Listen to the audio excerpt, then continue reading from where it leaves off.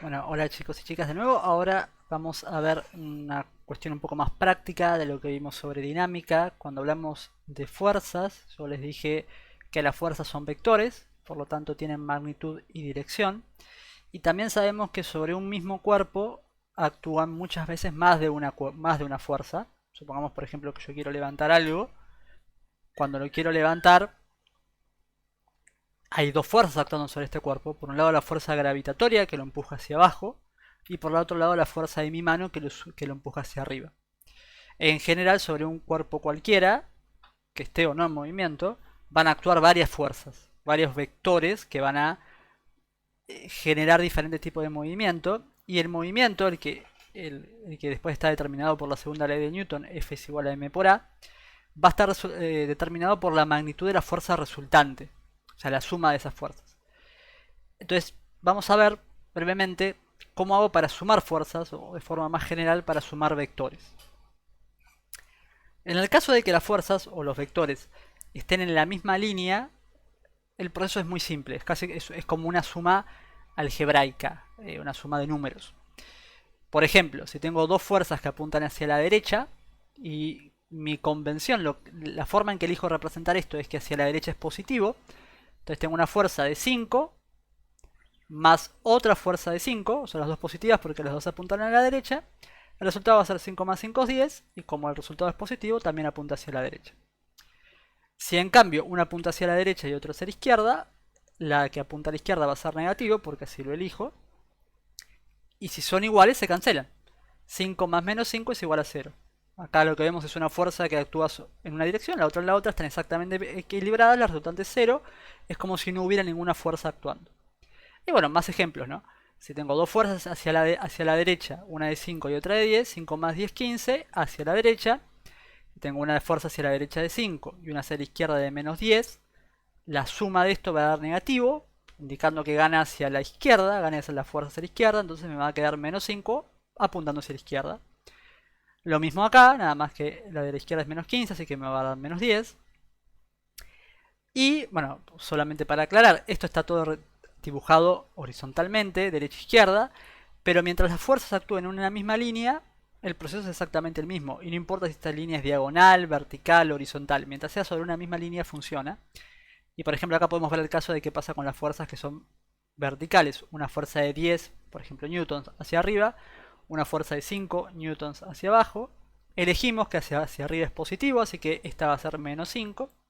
Y la suma va a dar 5 positivo, y como le habíamos dicho que el positivo era para arriba, la fuerza va a dar para arriba. Hasta ahora es muy simple, pero ¿qué pasa cuando las fuerzas no actúan sobre la misma línea, cuando tienen un ángulo genérico dado?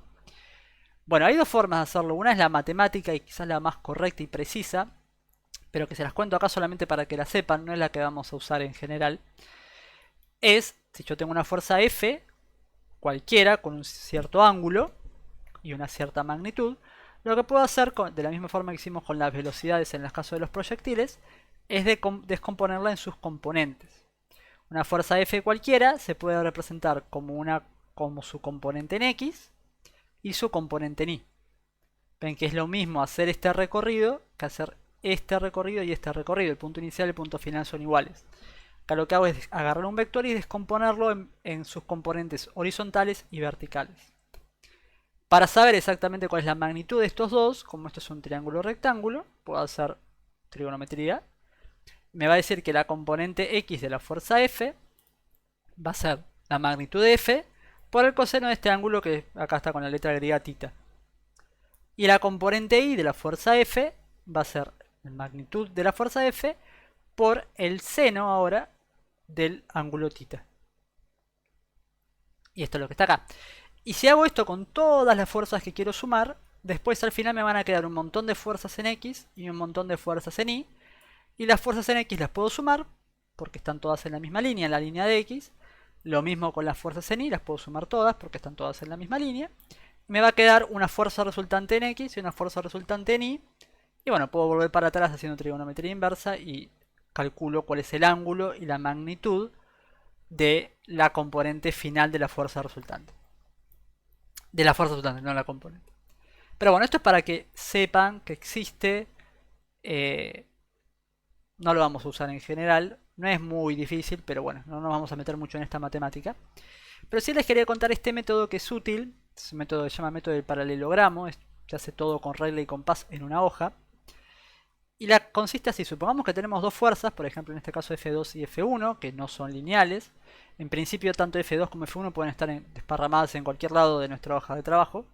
Y lo primero que tengo que hacer para sumarlas es juntarlas cola con cola, manteniendo el ángulo entre ellas, o sea, moviéndolas de forma paralela.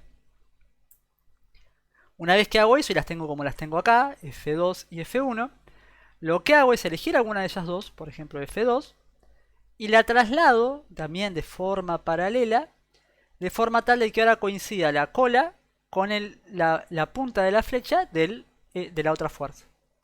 O sea, esta de acá la traslado acá y a esta línea punteada. Y lo mismo hago con la fuerza F1, la traslado de forma paralela, de forma tal de que la cola de F1 coincida con la punta de la flecha de F2. Entonces lo que me queda acá, esto que está acá, es un paralelogramo. Y a la diagonal de este paralelogramo, que está acá en Bordeaux, es el resultado de sumar F1 más F2. Gráficamente es un vector.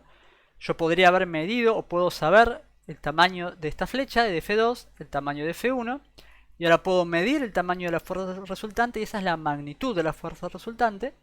Bueno, y el ángulo también lo puedo medir y ese es el ángulo de la fuerza resultante. Ahora les voy a hacer un ejemplo sobre cómo se trabaja con regla y escuadra sobre el papel, pero la idea general es esta. Bueno, esperemos que esto salga y se vea algo. Estoy grabando medio así, improvisando. Lo que tengo acá son dos vectores dibujados, uno de 4 newtons, una que representa una fuerza de 4 newtons y otro que representa una fuerza de 5 newtons. Lo sé porque estoy usando una escala donde un centímetro es un newton, entonces este mide 4 centímetros y este mide 5 centímetros, y lo que quiero hacer es sumarlos. Lo primero que tengo que hacer, dado que estos dos vectores están separados, es desplazar uno de ellos para que la cola coincida con la cola del otro. Entonces, por ejemplo, decido desplazar este. Lo que voy a hacer es agarrar acá, usar una regla para desplazarlo de forma paralela. Entonces, lo muevo y me paro acá. Dibujo el principio de la línea y después, usando esta línea como referencia, puedo dibujar el resto. Sé que este son 4 centímetros, así que dibujo el resto del vector de 4 centímetros. Entonces acá tengo el otro vector, las dos fuerzas son las mismas, nada más que ahora empiezan las dos en el mismo punto. Y para sumarlas, usando el método del paralelogramo, lo que tengo que hacer es agarrar una de ellas, por ejemplo esta de 5, y desplazarla de forma de que sea paralela, usando el mismo método, regla de este lado, escuadra de este, desplazo hasta que coincida con la punta de acá, del otro vector, hago el principio de la línea, como para usar como referencia, y ahora termino en la línea de 5 centímetros. Porque estoy desplazando una que mide 5 centímetros. Entonces la dibujo hasta ahí. Y este es mi vector de 5 centímetros, esta fuerza de 5 newtons desplazado. Y lo mismo hago con el de 4. Agarro acá, uso la regla para mantener la perpendicularidad, la paralelidad, para que sea paralelo.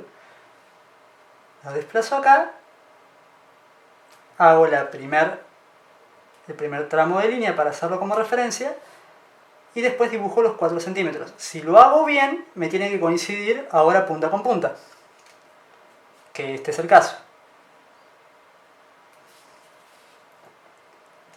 Y ahora simplemente lo que digo es que el vector, la fuerza resultante es la diagonal de este paralelogramo.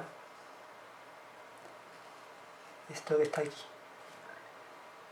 Que mide, en este caso mide 8,6 centímetros. Entonces, la resultante mide 8,6 o vale 8,6 newtons y tiene, bueno, el ángulo que tenga que tener. Después puedo medir los ángulos de forma adecuada. Bueno, y finalmente les dejo un ejercicio para que lo piensen aplicando esto suma de fuerzas. Lo que tenemos acá es una caja, un cubo, aplicado sobre una mesa, eso se llama un plano inclinado, una mesa que está inclinada. Naturalmente lo que va a suceder acá es que este cuerpo va a caer y se va a desplazar hacia abajo en esta dirección. Y lo que hacemos acá es dibujar las fuerzas que actúan sobre este cuerpo. Tenemos la fuerza normal, que siempre es perpendicular a la superficie. Esta de acá es la superficie. Y esta es la fuerza normal. Todas las fuerzas coinciden en el centro del objeto. Tenemos la fuerza peso, que es la fuerza de la gravedad, que apunta siempre hacia el centro de la Tierra. Y la fuerza de fricción, de roce, que apunta siempre en el sentido contrario al movimiento. Como esto se va a mover para acá, la fuerza apunta para allá. O sea, en la misma línea que el movimiento, pero en la dirección opuesta.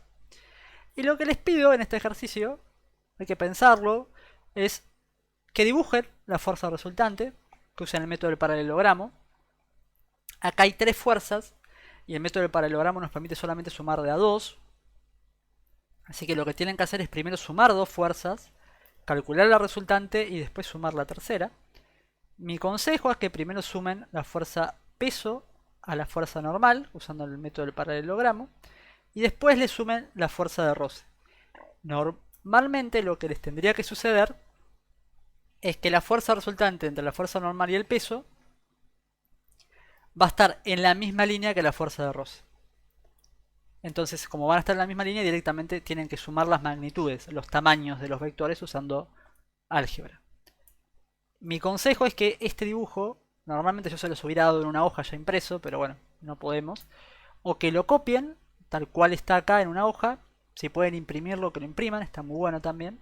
Y trabajen directamente sobre la hoja. Y así pueden medir cuánto miden cada una de estas flechas y esas van a ser las magnitudes de las fuerzas. El punto B es un poco más conceptual. Les pregunto que piensen qué pasaría si el ángulo alfa este es 0 grados.